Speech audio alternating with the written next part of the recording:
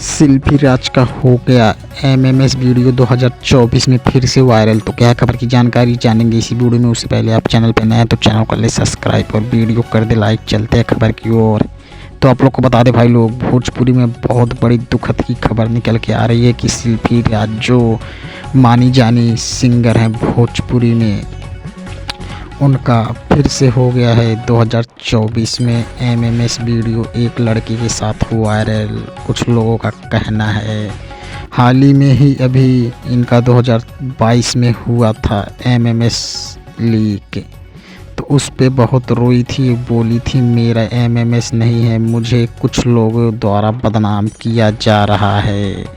और लेकिन अभी इस वीडियो को में तो इनका भी कोई बयान नहीं आया है कि यह मेरा वीडियो है और यह किसी और का है। अभी तक तो सेल्फी राज सामने आकर खुद ही बयान नहीं दी है।